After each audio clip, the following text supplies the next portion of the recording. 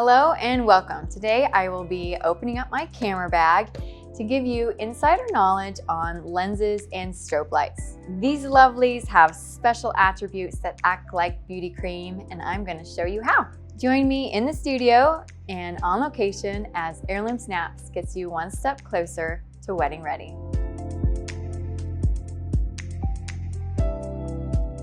Here we are at the studio, and this is my beauty bag. So why do you need to know what's in my bag? Why not just like what you see and be done with it? Here are 3 reasons. First, photography is an investment in your captured moments. You research your investment and develop an understanding of what you are investing in. Second, having the knowledge of the tools a photographer uses gives you the language to express what you want and what you like. Third, didn't you just want to know the recipe to a great image? As I discuss lenses and strobe lights, I will go over their special elements, then give you my reason for liking them, and summarize everything up in a beauty tip. But before starting, I first need to give you background into a lens. There are 2 things to remember about a lens: aperture and focal length. Aperture is used to measure how much the lens opens up to allow light in the photo, and is measured in f-stops. Since lenses are not perfect, using more of the lens glass also imparts imperfections to the photo, which we call blurriness and bokeh. The higher the f-stop, a smaller portion of the lens is used to capture light. Using less of the lens glass also imparts less imperfections to the lens to the photo, keeping the photo sharp. Let's move on to focal length. Focal length of the lens determines how wide a view it captures. The human eye has a focal length of 43 millimeter. A lens of a shorter focal length, say 24 millimeter, will look like it captures a wider view than our eye is used to.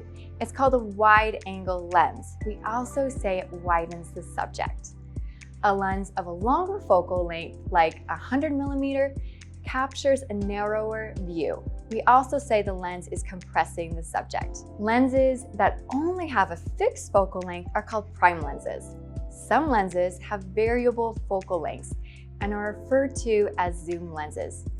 Zoom lenses have a lot more glass, so generally speaking, their image quality is not as good as a prime lens. Now that we've had some background on aperture and focal length, I want to dig in and talk about the first lens, the Canon 85mm EF-L2. This is a portrait lens. It is also a prime lens with a fixed focal length of 85mm. Its aperture can go down to an f-stop of 1.2 for super soft detail. I normally shoot a portrait between 5.6 to 1.8 depending on the situation. Any softer than an f-stop of 1.8 and the eyes start to look out of focus. I love using this lens for romantic close-up shots, portraits, and even at night for intimate dancing shots. Okay, so now you know a bit about the 85mm lens. It is time to take you out of the studio and on location.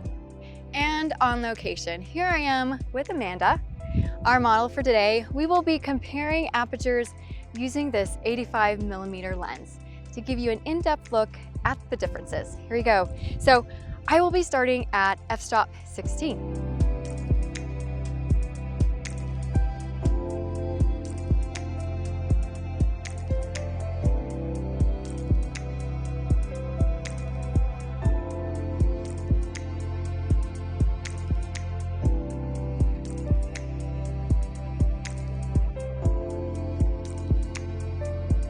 Yep, right there. 1, 2, 3. 1, 2, 3.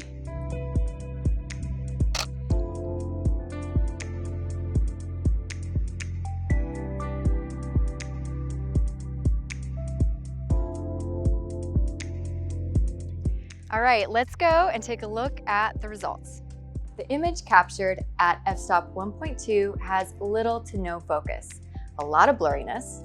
The image captured at f-stop 5.6 has detail in the eyes and most of the face, but left the background blurred.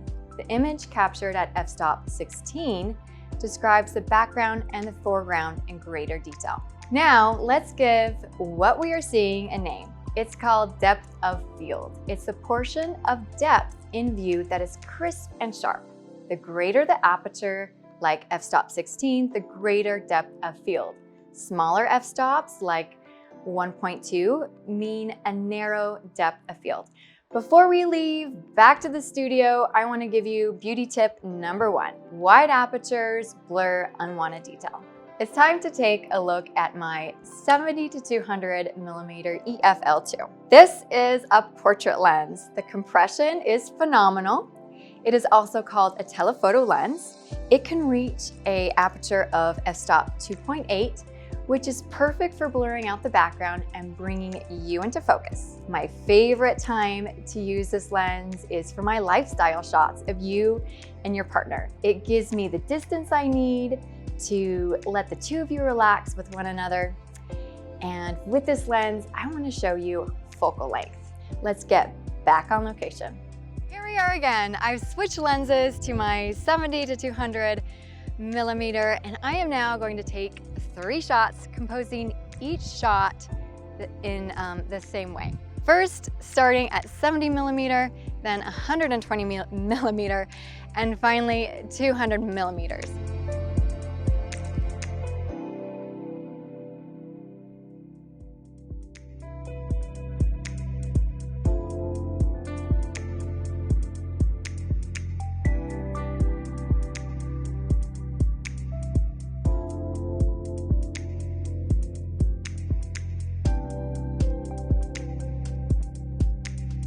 Let's take a look at our results grouped together, starting left to right.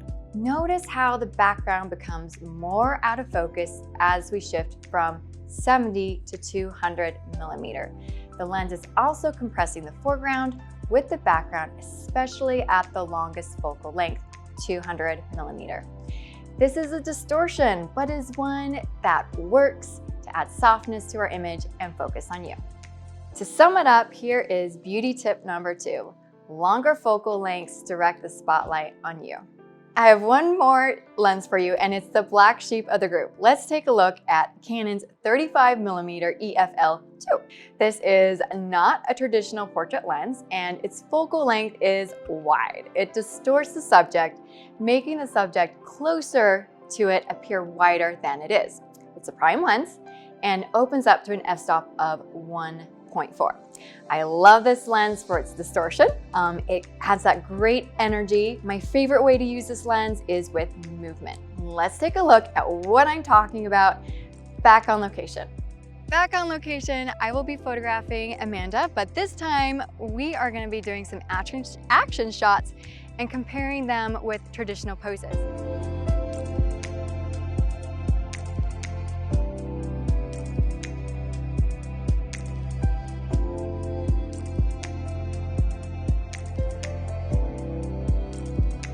Here are 3 images that best show off a 35mm lens. As you can see, what is closest to the lens appears larger. If not used correctly, it can have an unflattering effect, but looks great here. However, we can use this to our advantage and add energy with the right pose. And here is beauty tip number 3. Wide angles are great for added energy. Finally, to add the finishing touch to beauty, we need to add additional light.